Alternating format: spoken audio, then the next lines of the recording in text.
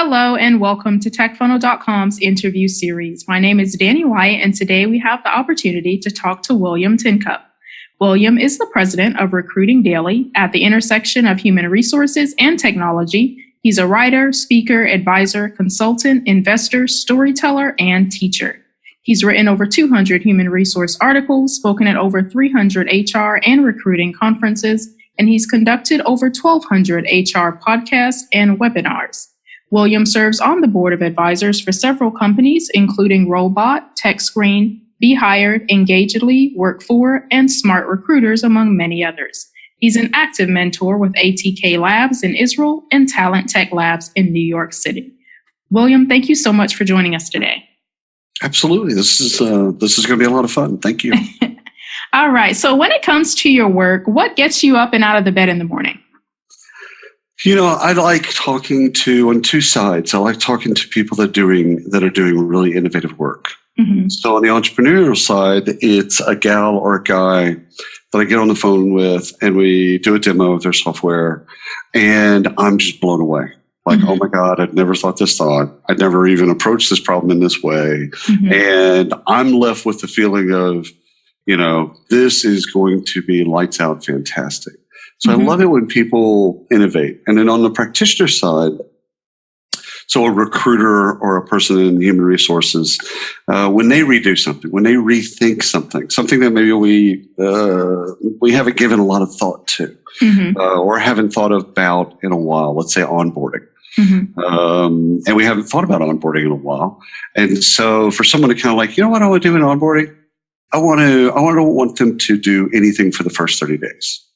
I want them to just go to meetings, go to hang out on phone calls, explore their peers, kind of get to know people, no responsibilities. Mm-hmm. And just, that's what I want our onboarding experience to be. Like, learn the values, like actually, you know, learn the values from people that are living the values. Mm-hmm. And it's hard to do that when you're doing the job. You know, like, wow. That's just an example, mm-hmm. Probably a bad example, but the idea that someone would look at a process or look at something and then say, yeah, let's do that differently. Right. That's awesome.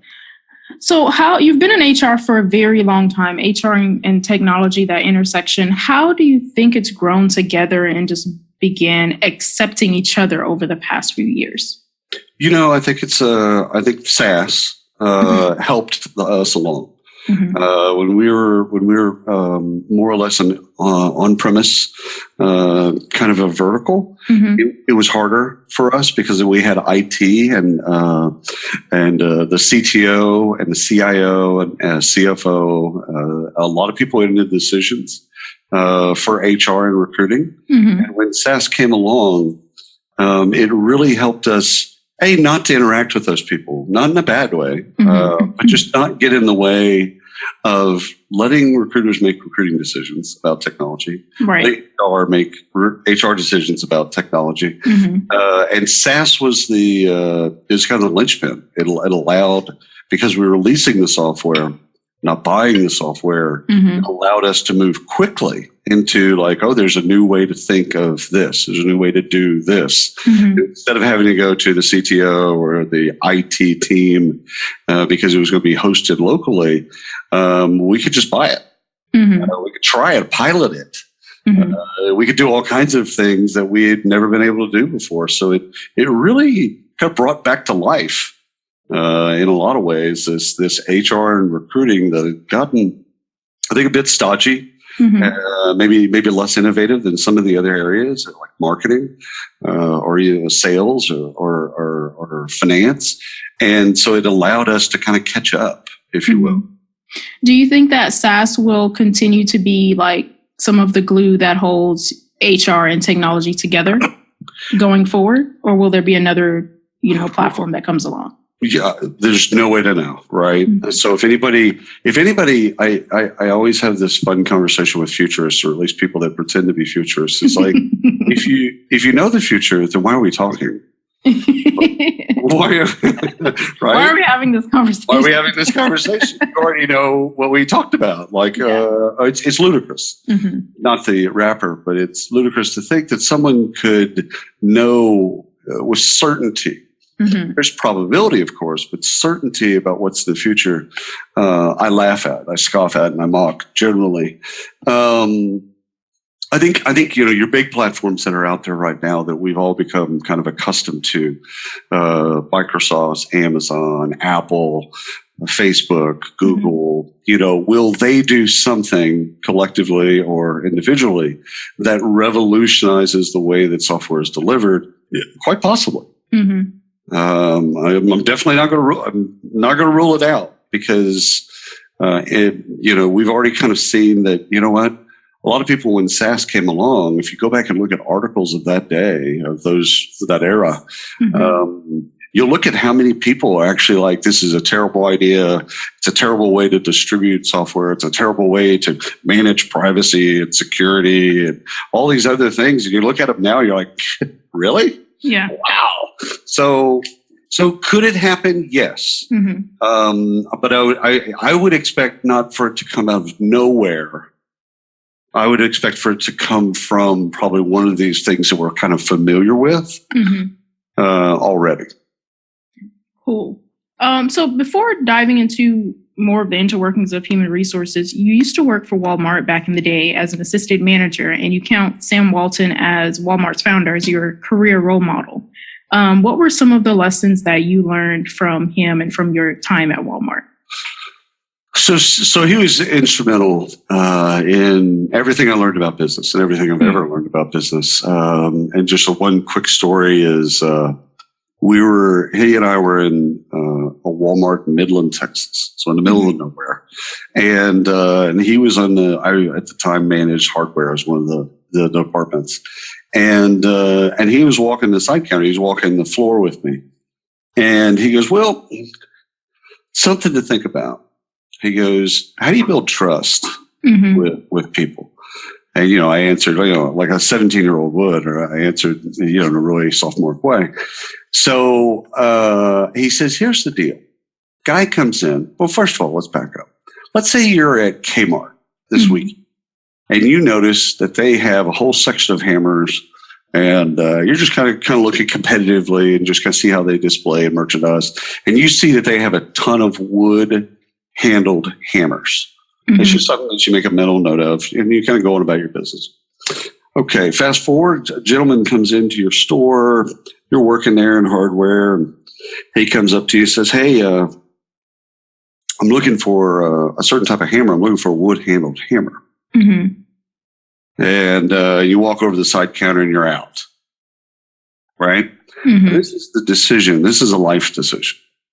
This is a decision to tell them, hey, I've ordered those. They'll be in on Tuesday. I can special order one.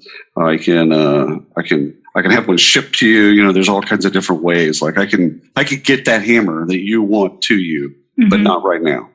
It'll be in the future. Or you can tell them the truth. Hey, I was at Kmart, down off, so-and-so off Loop 250. And they have wood-handled hammers. In fact, I was impressed with the array of wood-handled hammers that they had. So if that's what you have to have, I'm not going to tell you that I ordered them or that we could, ship them to you or whatever. If you need it today, then you need to go down to Kmart and pick up the wood-handled hammer. And it's counterintuitive because you think, like, why would I send someone to my competitor? That's crazy talk, right? Right. Well, what he was trying to drive home to me was that's how you build trust. That's how you actually, the person trusts you now, that you're willing to actually tell them the truth and tell them, hey, if you really need it right now, then, and I assume you do because you came into the store, there's a way to solve that. And yes, it's not in the best interest of Walmart. And it's not in the best interest of the department that I manage, but you know what? It's in your best interest. Very interesting.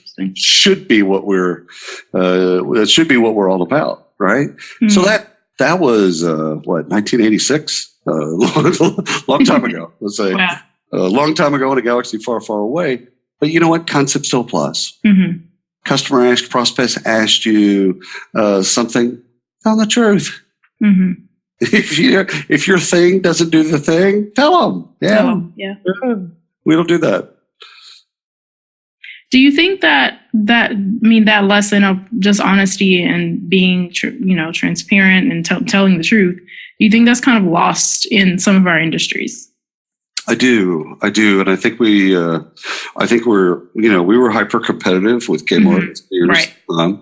And you can be competitive, but you can also still tell the truth. And I think we've let competitiveness and maybe even pettiness, right, get in the way of just doing right by the person that we're supposed to be serving.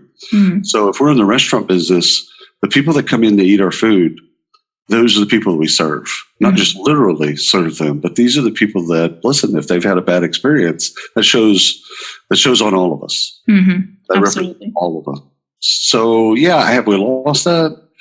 I think the better companies haven't, and even maybe the better product and services companies. I don't think they've ever lost. Mm-hmm. I think the Ritz-Carlton is a great example. The Ritz-Carlton is not a swipe your card, pick up your keys, go to your room type of place. And it's not just about money. That's a piece of it, but that's not its primary driver. Mm-hmm. When they check you in, they want to learn about you. Right. They want to know your kids' names, and they want to know where you're from and some of the things you like to see. And so there's this process that they're unpacking because they want to use that data other times in your stay. Mm-hmm. So I don't think it's lost on certain brands or certain industries and maybe even certain products and services. Awesome. So back to HR. Sure. What do you think will be the defining feature of HR tech in the next couple of years? Well, I think everyone, predictively, you've got a lot of discussions around AI, bots, NLP, everything, machine learning, everything that's kind of how do you predict? How do you forecast? How do you take a data set that you know or one that's coming, and then how do you then make data-driven decisions? Mm-hmm. So I think we're very early, maybe the embryonic phase of all of that good work. I'm starting to see some examples of some really cool things that people are trying. And again, some of it's going to be mass failure, and some of it's going to be, and some of it's going to be a success. And Amazon did a bit. This is months ago now, where they tried a different algorithm to create diversity and inclusion to get a better slate of candidates, more diverse, and it backfired. Right. And the story, pretty much from every outlet, was that they screwed up. And what we all missed in that is that they were trying. Yeah. Which was putting in the effort. Yeah. They were putting in the effort. They were trying, like, hey, it's important if we want to hire women. And we all agree. Okay, we all shake our heads and say yes. Let's agree. Let's all agree that that's a good idea. And we keep giving the hiring managers a slate of all white men as their candidates to pick from. That we're not going to. We're actually not going to hire women. Right. So if we say that it is important, if we say diversity, inclusion, belonging, equity, equality is important, well, then we have to actually do it. So we missed on Amazon in that way. We should have told the story from a different perspective. Hey, yeah, they got that wrong, but just like a lot of experiments, you start with a hypothesis and you roll it, and sometimes it doesn't come back, and sometimes it does. I think the answer to the question is underneath that this data-driven decisions. So HR and recruiting, a lot of anecdotal, a lot of experience, a lot of I think, I felt, I see, I heard, all of that type of stuff. I don't want to lose any of that. I don't want to lose any of that at all, actually. What I would like to do is add that data to it. So the data tells us this. My experience gels with that. That tracks. So that now what we've got is kind of the best of both worlds. We've got the best of the data and our experience, or data and anecdotal. It lines up. Or maybe it doesn't, but now we have to explore it. Right. Now we have, I thought this, and the data says, absolutely says this. Oh, wait a minute. We've got to rethink this. Let's investigate. So I think the things that you're seeing with technology that help and inspire, enable data-driven decisions in HR and recruiting, the more the better. Absolutely. Data is definitely one of the major areas that human resource managers and professionals are looking at. And there's also a lot of hype, too, surrounding artificial intelligence within HR and other industries as well. At what point do you think it will move out of this embryonic type phase and into a more full-grown, able to connect most of the dots and give some action points type of phase when it comes to HR?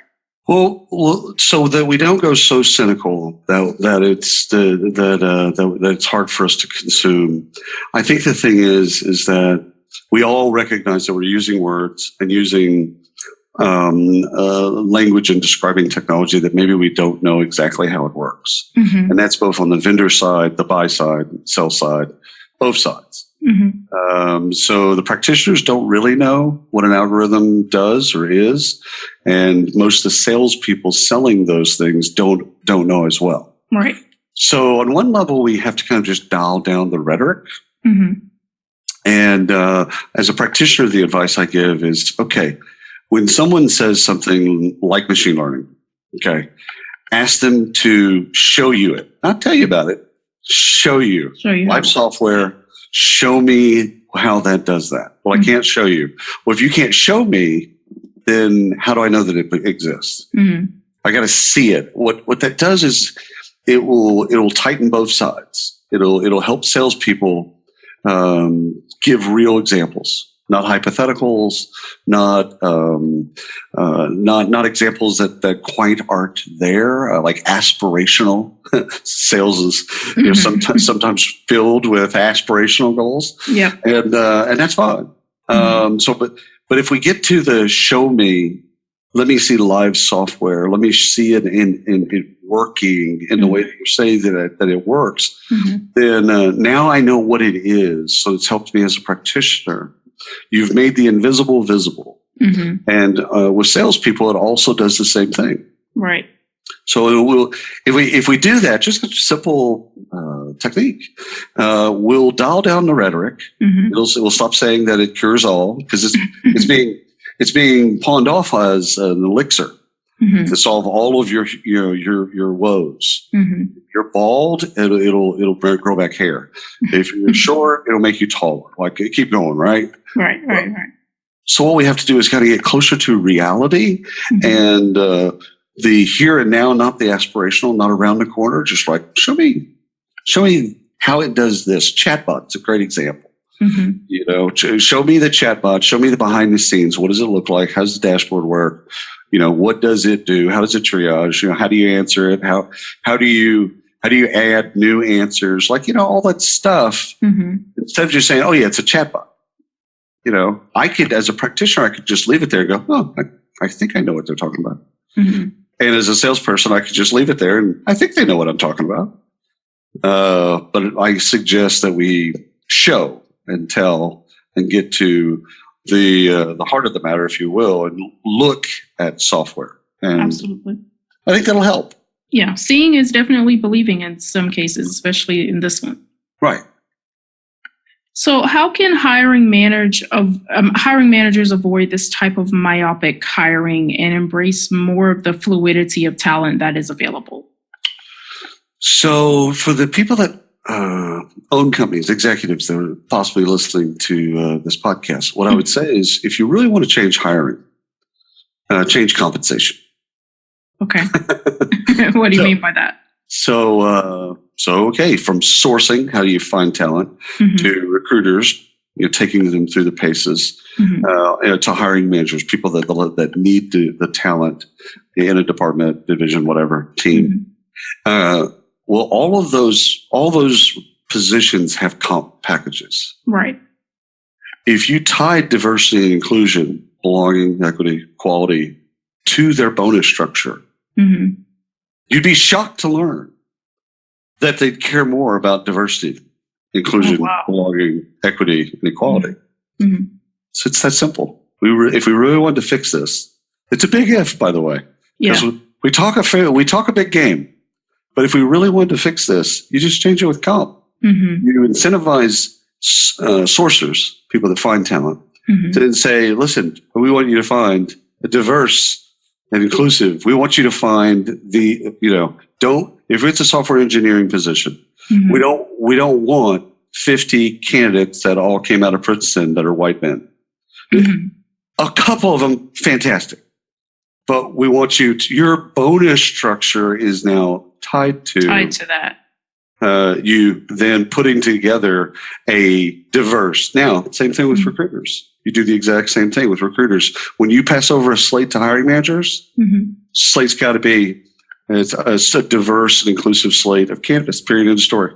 And you can cut diverse and inclusive. You can do all those things any way you want. Could be just gender. You could cut it into, work experience, where they went to school, age.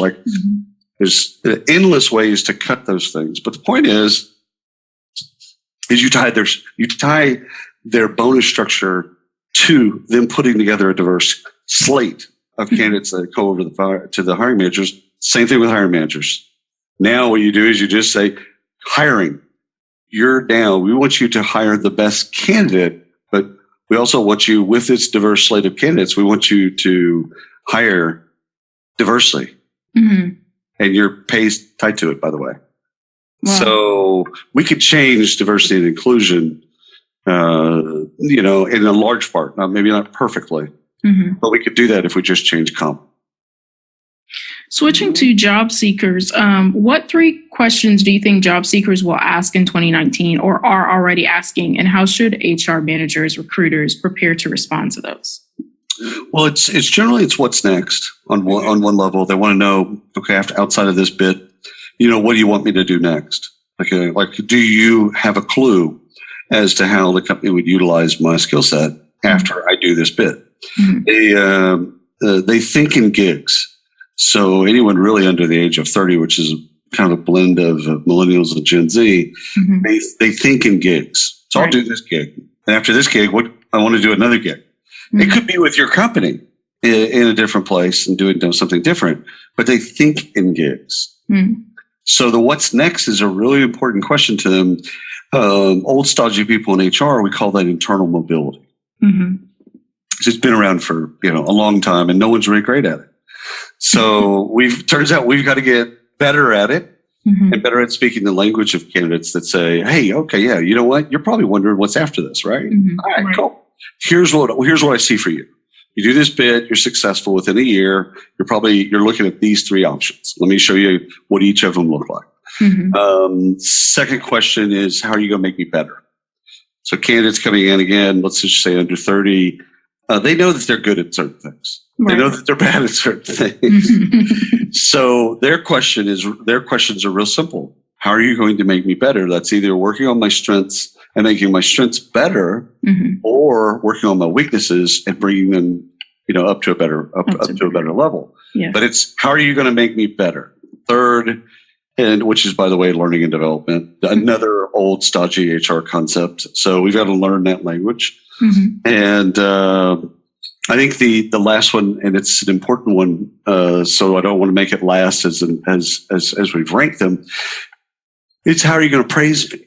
How are you going to recognize me? So I know I'm great, right? That's how most candidates come into the job. I know. How are you going to recognize that I'm great? And how are you going to do that? And I call that praise, but in the old stodgy HR world, it's called rewards and recognition. Rewards and recognition, yeah. Right? So it's learning the language and being able to translate that into, and talking about it when we're recruiting them. Well, you're probably wondering how we recognize talent, how we basically acknowledge that people are doing a great job. Here's what we do. Take them through a process. So those are the general questions, and those are questions that we should be adept at answering. Awesome. Switching gears just a little bit, you've written over 200 articles on HR and the many subcategories that are in that, and as well as spoken in numerous conferences on HR and recruiting. What does your daily writing process look like? How do you stay organized in your daily schedule? I think it's the great writers. The great writers, define them as you wish. I think all had both a process and a way to shut out the world. So they, some of it might have been a little bit more ad hoc, but like the writers that would wake up, drink a couple cups of coffee, read a couple of papers, and put everything away. No electronics, nothing else. And they would lock themselves in a room and just think. Sometimes that's reading, like they pulled out a book and they'd read something, or read something that they previously wrote, or they'd start with something that was a blank screen. And it's this idea that you give yourself the time, you invest in yourself, and you give yourself the time to come up with good ideas. And when an idea speaks to you, sometimes you don't have the time to write it right then, but like it's in a dream or you're driving or, whatever. But an idea like taps you on the shoulder and says, hey, it's a good idea. You got to find a way to capture that and then come back to it when you have that time. But I think, if you want to be a good writer, then you've got to kind of whatever process works for you. Good friend of mine, her name's Trish McFarland. She's a wonderful HR practitioner and an analyst in our space. She does hers on Sundays, as I remember it at least. She wakes up 7, 8 o'clock in the morning, and she pounds through a week's worth of content. Wow! And she's already got the ideas. She already kind of knows where she's going, but she's given herself that time. And then she goes and puts them in WordPress. She schedules them, and it's done. Doesn't have to think about it. During the week, she can just collect ideas and, interact with the world whatever way that she needs to. And that's her process. But it's finding that process and investing in yourself to then be able to explore those ideas. Awesome. Final question. You wear many hats, storyteller, consultant, investor, teacher, speaker, writer. What's the most valuable skill that you think you have developed? Oh, wow. Great question. I think it's the ability to listen and be empathetic to people's, situation, whatever it may be, wherever they are, and meeting them where they are rather than trying to get them to where I am. Backwards or forwards. It's not a linear thing, but just meeting someone where they are and being empathetic about what's going on in their world. And a lot of it's slowing down and focusing just on them. So I used to be, at one point in my life, it's a long time ago now, but I used to be the guy that would go to a network event and I'd be with you talking wise, but I'd also be looking around to see who else I need to be talking to. Right? So I'd be scanning the room. So I'd be with you, kind of, up until I found somebody else that I need to go talk to. And then I'd get out of the conversation, usually gracefully. And then I'd go on. That's not really listening. You know what I mean? Like you really, like if we really were honest with each other, I wasn't listening.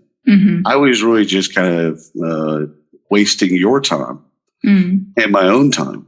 And so I've learned a long time ago to shut out the rest of the world. Like I got off stage yesterday at Indeed Interactive in Austin, and a guy came up to me and had a question. And instead of thinking about the other people in the audience and the other people that were in line to talk, I just focused on him. I'm making eye contact with him. I'm listening to what he's saying. I'm trying to put myself into his situation and answer his question to the best of my ability. And when I don't know something, I say I don't know. But when I do have some advice, I give them, a couple of different ways that they can play it, pros and cons, things like that. But I think that ability to shut out the rest of the world and just focus on that person. And then instead of trying to force them into like your construct, like I like people that ask questions like this, or I like people that are really, really fast and get to the point, or I like people that, that can slow down and they want to talk about your family. Like instead of forcing your particular structure on someone, meet them wherever they are. So if they're a fast talker, great, be a fast talker. If they want to slow down and talk about family, great. Slow down and talk about family. Be adaptive in that way, but also just be. I think some of that's empathy. It's recognizing that they have something to ask you or something to challenge you on or something like that, but they have the way that they want to go about it. Right. Okay, respect that and meet them there where they are. Awesome. William, this has been a very interesting interview. Thank you so much for sharing your insights with our audience. Where can people find out more about you and your work?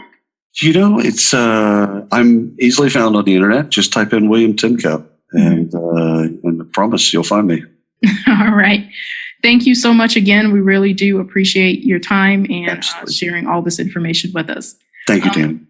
Thank you. Guys, thanks for listening to this interview. For these and other interviews and topics, please visit us at techfunnel.com. You can connect with us across social, Facebook, LinkedIn, Instagram, and Twitter, and subscribe to our weekly newsletter so you can stay up to date on everything that's happening in the industry.